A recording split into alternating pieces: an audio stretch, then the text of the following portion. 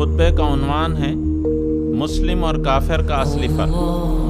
برادران اسلام، ہر مسلمان اپنے نزدیک یہ سمجھتا ہے، اور آپ بھی ضرور ایسا ہی سمجھتے ہوں گے کہ مسلمان کا درجہ کافر سے اونچا ہے۔ مسلمان کو خدا پسند کرتا ہے اور کافر کو ناپسند کرتا ہے۔ مسلمان خدا کے ہاں بخشا جائے گا اور کافر کی بخشش نہ ہوگی۔ مسلمان جنت میں جائے گا اور کافر دوزخ میں جائے گا۔ آج میں چاہتا ہوں کہ آپ اس بات پر غور کریں کہ مسلمان اور کافر میں اتنا بڑا فرق آخر کیوں ہوتا ہے۔ کافر بھی آدم کی اولاد ہے اور تم بھی۔ کافر بھی ایسا ہی انسان ہے جیسے تم ہو، وہ بھی تمہارے ہی جیسے ہاتھ، پاؤں، آنکھ، کان رکھتا ہے، وہ بھی اسی ہوا میں سانس لیتا ہے، یہی پانی پیتا ہے، اسی زمین پر بستا ہے، یہی پیداوار کھاتا ہے، اسی طرح پیدا ہوتا ہے اور اسی طرح مرتا ہے۔ اسی خدا نے اس کو بھی پیدا کیا ہے جس نے تم کو پیدا کیا ہے۔ پھر آخر کیوں اس کا درجہ نیچا ہے اور تمہارا اونچا؟ تمہیں کیوں جنت ملے گی اور وہ کیوں دوزخ میں ڈالا جائے گا؟ کیا صرف نام کا فرق ہے؟ یہ بات ذرا سوچنے کی ہے۔ آدمی اور آدمی میں اتنا بڑا فرق صرف اتنی سی بات سے تو نہیں ہو سکتا کہ تم عبداللہ اور عبد الرحمن اور ایسے ہی دوسرے ناموں سے پکارے جاتے ہو، اور وہ دین دیال اور کرتار سنگھ اور رابرٹسن جیسے ناموں سے پکارا جاتا ہے۔ یا تم ختنہ کراتے ہو اور وہ نہیں کراتا، یا تم گوشت کھاتے ہو اور وہ نہیں کھاتا۔ اللہ تعالیٰ جس نے سب انسانوں کو پیدا کیا ہے اور جو سب کا پروردگار ہے، ایسا ظلم تو کبھی نہیں کر سکتا کہ ایسی چھوٹی چھوٹی باتوں پر اپنی مخلوقات میں فرق کرے اور ایک بندے کو جنت میں بھیجے اور دوسرے کو دوزخ میں پہنچا دے۔ اصلی فرق اسلام اور کفر۔ جب یہ بات نہیں ہے تو پھر غور کرو کہ دونوں میں اصلی فرق کیا ہے۔ اس کا جواب صرف ایک ہے، اور وہ یہ کہ دونوں میں اصلی فرق اسلام اور کفر کی وجہ سے ہوتا ہے۔ اسلام کے معنی خدا کی فرما برداری کے ہیں اور کفر کے معنی خدا کی نافرمانی کے۔ مسلمان اور کافر دونوں انسان ہیں، دونوں خدا کے بندے ہیں، مگر ایک انسان اس لیے افضل ہو جاتا ہے کہ یہ اپنے مالک کو پہچانتا ہے، اس کے حکم کی اطاعت کرتا ہے، اس کی نافرمانی کے انجام سے ڈرتا ہے، اور دوسرا انسان اس لیے اونچے درجے سے گر جاتا ہے کہ اپنے مالک کو نہیں پہچانتا اور اس کی فرما برداری نہیں کرتا۔ اسی وجہ سے مسلمان سے خدا خوش ہوتا ہے اور کافر سے ناراض۔ مسلمان کو جنت دینے کا وعدہ کرتا ہے اور کافر کو کہتا ہے کہ دوزخ میں ڈالوں گا۔ فرق کی وجہ علم اور عمل۔ اس سے معلوم ہوا کہ مسلمان کو کافر سے جدا کرنے والی صرف دو چیزیں ہیں، ایک علم اور دوسری عمل۔ یعنی پہلے تو اسے یہ جاننا چاہیے کہ اس کا مالک کون ہے، اس کے احکام کیا ہیں، اس کی مرضی پر چلنے کا طریقہ کیا ہے، کن کاموں سے وہ خوش ہوتا ہے، کن کاموں سے ناراض ہوتا ہے۔ پھر جب یہ باتیں معلوم ہو جائیں تو دوسری بات یہ ہے کہ آدمی اپنے آپ کو مالک کا غلام بنا دے، جو مالک کی مرضی ہو اس پر چلے اور جو اپنی مرضی ہو اس کو چھوڑ دے۔ اگر اس کا دل ایک کام کو چاہتا ہے اور مالک کا حکم اس کے خلاف ہو تو اپنے دل کی بات نہ مانے اور مالک کی بات مان لے۔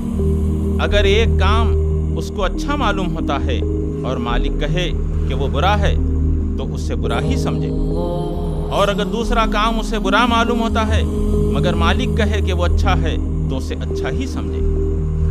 اگر ایک کام میں اسے نقصان نظر آتا ہو اور مالک کا حکم ہو کہ اسے کیا جائے تو چاہے اس میں جان اور مال کا کتنا ہی نقصان ہو وہ اس کو ضرور کر کے ہی چھوڑے۔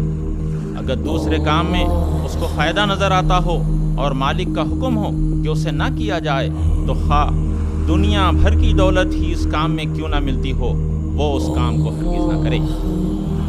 یہ علم اور یہ عمل ہے جس کی وجہ سے مسلمان خدا کا پیارا بندہ ہوتا ہے، اس پر خدا کی رحمت نازل ہوتی ہے اور خدا اس کو عزت عطا کرتا ہے۔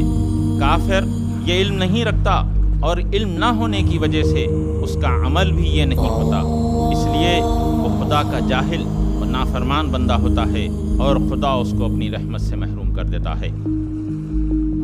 اب خود ہی انصاف سے کام لے کر سوچو کہ جو شخص اپنے آپ کو مسلمان کہتا ہو مگر ویسا ہی جاہل ہو جیسا ایک کافر ہوتا ہے، اور ویسا ہی نافرمان ہو جیسا ایک کافر ہوتا ہے، تو محض نام اور لباس اور کھانے پینے کے فرق کی وجہ سے وہ کافر کے مقابلے میں کس طرح افضل ہو سکتا ہے، اور کس بنا پر دنیا اور آخرت میں خدا کی رحمت کا حقدار ہو سکتا ہے۔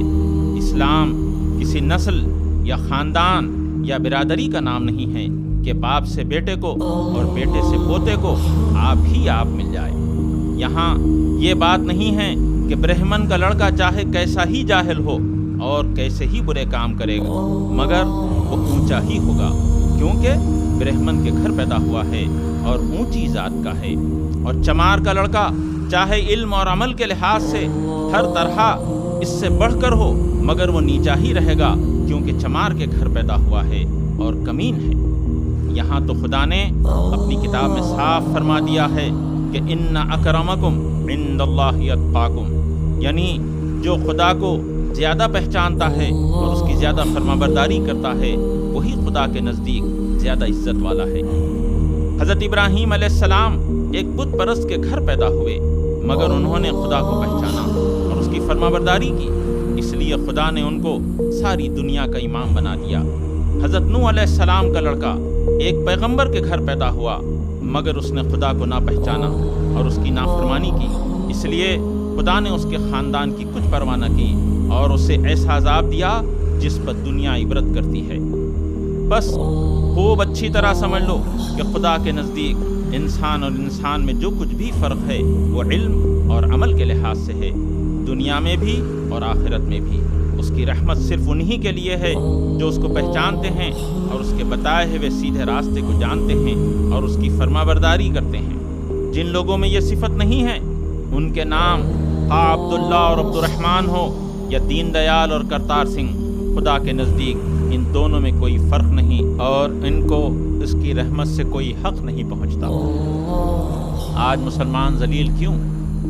بھائیو، تم اپنے آپ کو مسلمان کہتے ہو اور تمہارا ایمان ہے کہ مسلمان پر خدا کی رحمت ہوتی ہے، مگر ذرا آنکھیں کھول کر دیکھو، کیا خدا کی رحمت تم پر نازل ہو رہی ہے؟ آخرت میں جو کچھ ہوگا وہ تو تم بعد میں دیکھو گے، مگر اس دنیا میں تمہارا جو حال ہے اس پر نظر ڈالو۔ اس ہندوستان میں تم 9 کروڑ ہو، تمہاری اتنی بڑی تعداد ہے کہ اگر ایک ایک شخص ایک ایک کنکری پھینکے تو پہاڑ بن جائے، لیکن جہاں اتنے مسلمان موجود ہیں وہاں کفار حکومت کر رہے ہیں، تمہاری گردنیں ان کی مٹھی میں ہیں کہ جدھر چاہیں تمہیں موڑ دیں۔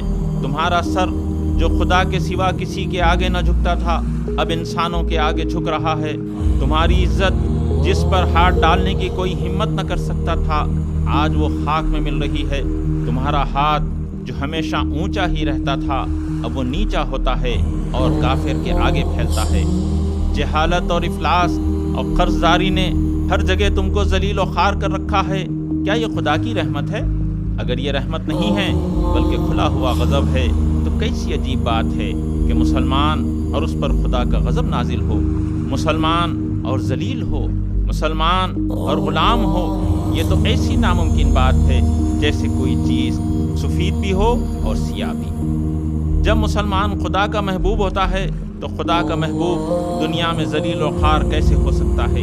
کیا نعوذ باللہ تمہارا خدا ظالم ہے کہ تم تو اس کا حق پہچانو اور اس کی فرمانبرداری کرو اور وہ نافرمانوں کو تم پر حاکم بنا دے اور تم کو فرمانبرداری کے معاوضے میں سزا دے؟ اگر تمہارا ایمان ہے کہ خدا ظالم نہیں ہے اور اگر تم یقین رکھتے ہو کہ خدا کی فرمانبرداری کا بدلہ ذلت سے نہیں مل سکتا تو پھر تمہیں ماننا پڑے گا کہ مسلمان ہونے کا دعویٰ جو تم کرتے ہو اسی میں کوئی غلطی ہے۔ تمہارا نام سرکاری کاغذات میں تو ضرور مسلمان لکھا جاتا ہے مگر خدا کے ہاں انگریزی سرکار کے دفتر کی سند پر فیصلہ نہیں ہوتا۔ خدا اپنا دفتر الگ رکھتا ہے، وہاں تلاش کرو کہ تمہارا نام فرمانبرداروں میں لکھا ہوا ہے یا نافرمانوں میں۔ خدا نے تمہارے پاس کتاب بھیجی تاکہ تم اس کتاب کو پڑھ کر اپنے مالک کو پہچانو اور اس کی فرمانبرداری کا طریقہ معلوم کرو۔ کیا تم نے کبھی یہ معلوم کرنے کی کوشش کی کہ اس کتاب میں کیا لکھا ہے؟ خدا نے اپنے نبی کو تمہارے پاس بھیجا تاکہ وہ تمہیں مسلمان بننے کا طریقہ سکھائے۔ کیا تم نے کبھی یہ معلوم کرنے کی کوشش کی کہ اس کے نبی نے کیا سکھایا ہے۔ خدا نے تم کو دنیا اور آخرت میں عزت حاصل کرنے کا طریقہ بتایا، کیا تم اس طریقے پر چلتے ہو؟ خدا نے کھول کھول کر بتایا کہ کون سے کام ہیں جن سے انسان دنیا اور آخرت میں ذلیل ہوتا ہے، کیا تم ایسے کاموں سے بچتے ہو؟ بتاؤ تمہارے پاس اس کا کیا جواب ہے؟ اگر تم مانتے ہو کہ نہ تو تم نے خدا کی کتاب اور اس کے نبی کی زندگی سے علم حاصل کیا اور نہ اس کے بتائے ہوئے طریقے کی پیروی کی، تو تم مسلمان ہوئے کب کہ تمہیں اس کا اجر ملے؟ جیسے تم مسلمان ہو ویسا ہی اجر تمہیں مل رہا ہے، اور ویسا ہی اجر آخرت میں بھی تم دیکھ لو گے۔ میں پہلے بیان کر چکا ہوں کہ مسلمان اور کافر میں علم اور عمل کے سوا کوئی فرق نہیں ہے۔ اگر کسی شخص کا علم اور عمل ویسا ہی ہے جیسا کافر کا ہے، اور وہ اپنے آپ کو مسلمان کہتا ہے، تو بالکل جھوٹ کہتا ہے۔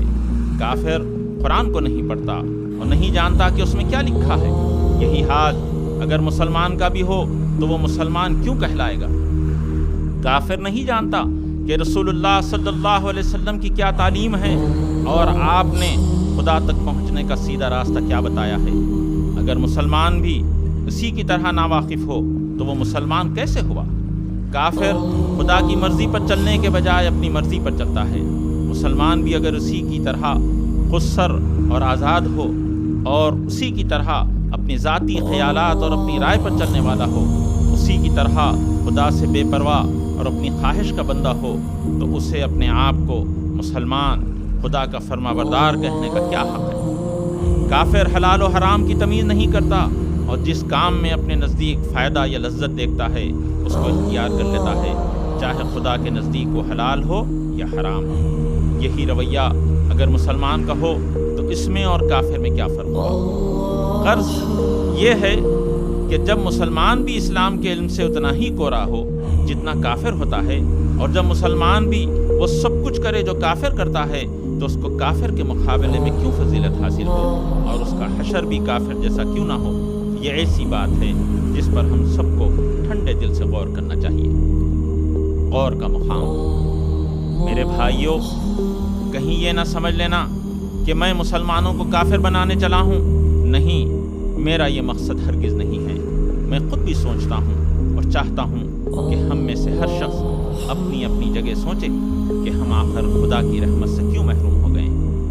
ہم پر ہر طرف سے کیوں مصیبتیں نازل ہو رہی ہیں؟ جن کو ہم کافر یعنی خدا کے نافرمان بندے کہتے ہیں، وہ ہم پر ہر جگہ غالب کیوں ہیں؟ اور ہم جو فرما بردار ہونے کا دعویٰ کرتے ہیں ہر جگہ مغلوب کیوں ہو رہے ہیں؟ اس کی وجہ پر میں نے جتنا زیادہ غور کیا اتنا ہی مجھے یقین ہوتا چلا گیا کہ ہم میں اور کفار میں بس نام کا فرق رہ گیا ہے، ورنہ ہم بھی خدا سے غفلت اور اس سے بے خوفی اور اس کی نافرمانی میں کچھ ان سے کم نہیں ہیں۔ تھوڑا سا فرق ہم میں اور ان میں ضرور ہے، مگر اس کی وجہ سے ہم کسی اجر کے مستحق نہیں ہیں بلکہ سزا کے مستحق ہیں، کیونکہ ہم جانتے ہیں کہ قرآن خدا کی کتاب ہے، اور پھر اس کے ساتھ وہ برتاؤ کرتے ہیں جو کافر کرتا ہے۔ ہم جانتے ہیں کہ محمد صلی اللہ علیہ وسلم اللہ کے نبی ہیں، اور پھر ان کی پیروی سے اس طرح بھاگتے ہیں جیسے کافر بھاگتا ہے۔ ہم کو معلوم ہے کہ جھوٹے پر خدا نے لعنت کی ہے، رشوت کھانے اور کھلانے والے کو جہنم کا یقین دلایا ہے، سود کھانے اور کھلانے والے کو بدترین مجرم قرار دیا ہے، غیبت کو اپنے بھائی کا گوشت کھانے کے برابر بتایا ہے، فحش اور بے حیائی اور بدکاری پر سخت عذاب کی دھمکی دی ہے۔ مگر یہ جاننے کے بعد بھی ہم کفار کی طرح یہ سب کام آزادی کے ساتھ کرتے ہیں، گویا ہمیں خدا کا کوئی خوف ہی نہیں۔ یہی وجہ ہے کہ ہم جو کفار کے مقابلے میں تھوڑے بہت مسلمان بنے ہوئے نظر آتے ہیں، اس پر ہمیں انعام نہیں ملتا بلکہ سزا دی جاتی ہے۔ کفار کا ہم پر حکمران ہونا، ہر جگہ ہمارا زک اٹھانا اسی جرم کی سزا ہے کہ ہمیں اسلام کی نعمت دی گئی تھی اور پھر ہم نے اس کی قدر نہ کی۔ عزیزو، آج کے خطبے میں جو کچھ میں نے کہا ہے یہ اس لیے نہیں ہے کہ تم کو ملامت کروں، میں ملامت کرنے نہیں اٹھا ہوں۔ میرا مقصد یہ ہے کہ جو کچھ کھویا گیا ہے اس کو پھر سے حاصل کرنے کی کچھ فکر کی جائے۔ کھوئے ہوئے کو پانے کی فکر اسی وقت ہوتی ہے جب انسان کو معلوم ہو کہ اس کے پاس سے کیا چیز کھوئی گئی ہے اور وہ کیسی قیمتی چیز ہے۔ اسی لیے میں تم کو چونکانے کی کوشش کرتا ہوں.